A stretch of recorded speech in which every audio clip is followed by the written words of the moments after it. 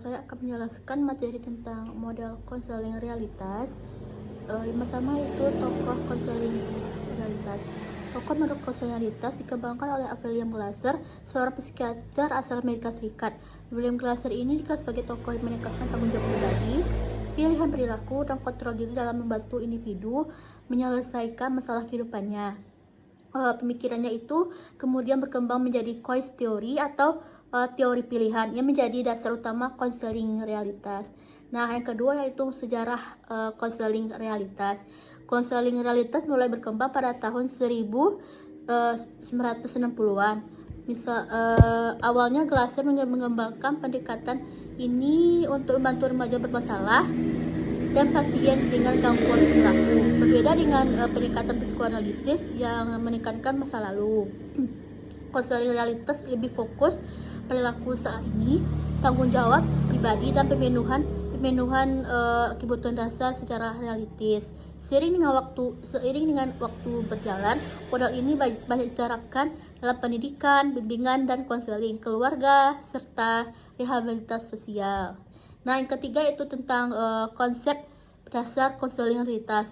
Nah, konsep utama konseling realitas itu adalah bahwa manusia memiliki kendali atas perilakunya sendiri. Perilaku manusia dipilih untuk memenuhi lima kebutuhan, yaitu kebutuhan bertahan hidup survival, kebutuhan cinta, dan rasa memiliki.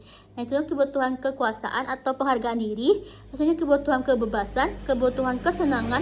Konseling realitas menekankan pada yang pertama itu fokus pada masa kini atau masa depan, menolak sikap menyalahkan, menumbuhkan tanggung jawab pribadi, membantu klien membuat pilihan perilaku yang lebih efektif. Nah, yang materi keempat yaitu tentang tujuan konseling realitas. Yaitu tujuan dari konseling realitas ini pertama yaitu membantu individu agar menyadari bahwa dirinya bertanggung jawab, mampu memiliki perilaku yang realistis dan bertanggung jawab. Selanjutnya yaitu memenuhi kebutuhan dasar tanpa merugikan diri sendiri maupun orang lain.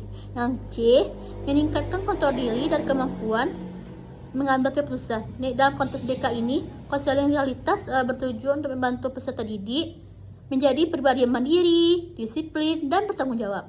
Nah, yang kelima yaitu penyebab manusia itu bermasalah menurut konseling realitas. Menurut konseling realitas, manusia bermasalah bukan karena masa lalu, tetapi karena yang pertama, gagal memenuhi kebutuhan dasar secara tepat. Yang B, memiliki perilaku yang tidak bertanggung jawab. Yang C, tidak menjalin hubungan bermakna dengan orang lain. Yang D, menghindari tanggung jawab dan menyalahkan lingkungan. Yang E, masalah muncul ketika individu tidak mau atau tidak mampu membuat pilihan perilaku yang efektif. Nah, yang keenam yaitu tentang prosedur dalam konseling realitas. Prosedur konseling realitas itu dikenal sebagai sistem WDEP, yaitu yang pertama W, wants. Pertama, menggali apa yang diinginkan dan dibutuhkan klien. Yang kedua, doing, D, doing, mengidentifikasi apa yang sedang dilakukan klien saat ini. Yang C, evaluation, di mana mengevaluasi apakah perilaku tersebut membantu atau justru menghambat pencapaian tujuan. Yang D, AP atau planning, membantu klien menyusun rencana tindakan yang realistis, sederhana, dan bertanggung jawab. Nah, yang terakhir yaitu tentang materi teknik konseling realitas. Beberapa teknik yang digunakan dalam konseling realitas ini seperti antara lain, yang pertama yaitu yang A, pertanyaan terarah, what, how, why. Yang B yaitu konfrontasi, bertanggung jawab. Yang C itu perencanaan perilaku, action atau planning. Yang D, kontak perilaku.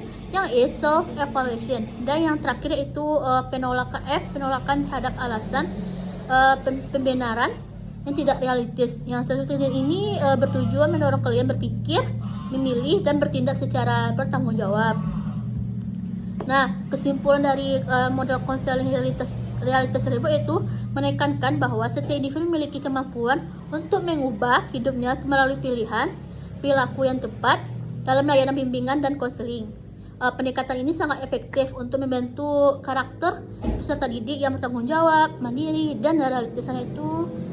Terima kasih. Assalamualaikum warahmatullahi wabarakatuh.